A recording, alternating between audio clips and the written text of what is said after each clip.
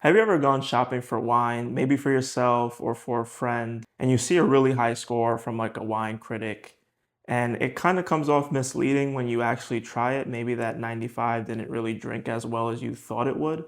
Well, today I'm here to change all of that. What's going on, everybody? My name is Damien, and if you've been following me for a while, you know that I've been in the wine industry for the past 8 or 9 years now.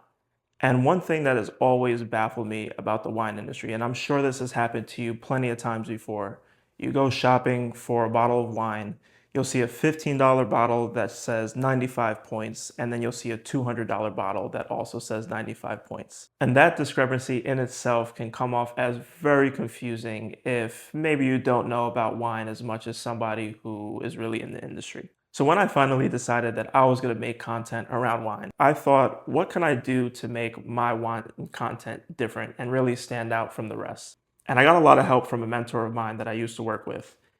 And we had this conversation about, sometimes you have this wine that's, $100 less, but they have the same score. Why is that the case? And the truth is, those wines are not equal. Generally, really expensive wine has the most expensive grapes, the most prestigious vineyards that have the best soil, and I can go on and on and on about what makes that great versus, in comparison to something that is, $20, $30. So then I thought to myself, how can we clear this up? How can we make a very clear distinction? And that's when I came up with the performance scale.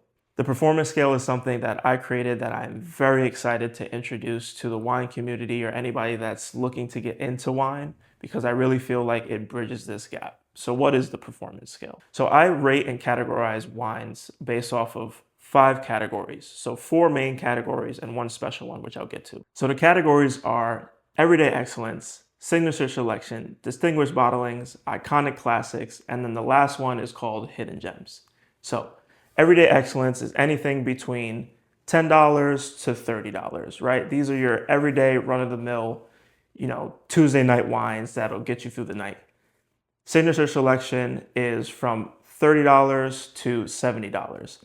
This is maybe for a special night. Maybe you want to send this off as a gift, or that Saturday night, date night kind of wine.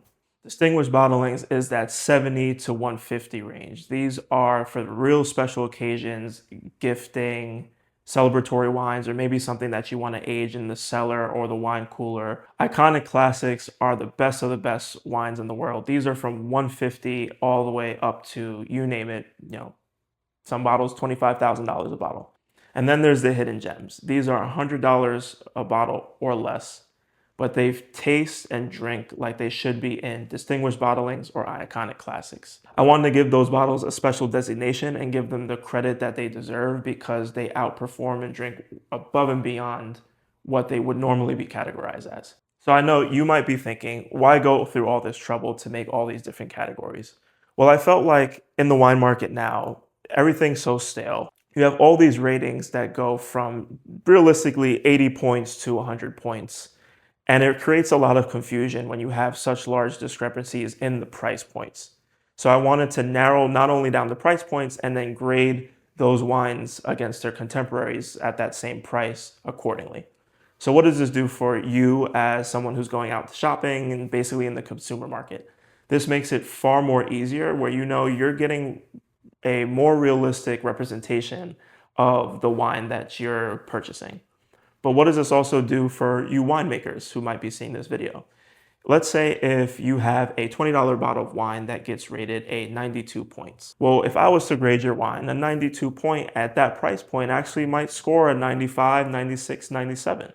So in the marketplace on the shelf, it actually looks better in terms of getting a higher score. Now you might be thinking, what makes me qualified to do this? Well, like I said, I've been in the industry for quite some time now. I've met some of the best winemakers across the globe. I've tasted many of their wines, sat with them at dinners, chopped it up with them. But most importantly, I am constantly tasting new wines. I probably drink and taste over 2,000 wines every single year. So what you can expect from me on all platforms, whether that's Instagram, TikTok, YouTube, Facebook, is weekly ratings on all different wines that I come across throughout my journey, really. Whether you're an avid wine drinker and a collector, you'll have a brand new perspective on how you might look at a particular bottle. Or if you're a new wine lover, this is your perfect place to jump in and really start to learn about wines. I'll be doing education along with my breakdowns of the bottles that I taste right here in front of you. So if this is something that you're interested in, please make sure that you follow the performance scale. It'll be tagged in the description down below. And if you know somebody that's a wine lover, please make sure to share this video with them so it's on their radar. I'm sure they'll appreciate it. If you made it to the end of this video, I appreciate it. Any feedback will be super helpful. If you're a winemaker out there and you happen to see this, please feel free to open up a dialogue with me. I would love to taste your wines. And yeah, I'll see you guys next time in the next video. Peace out.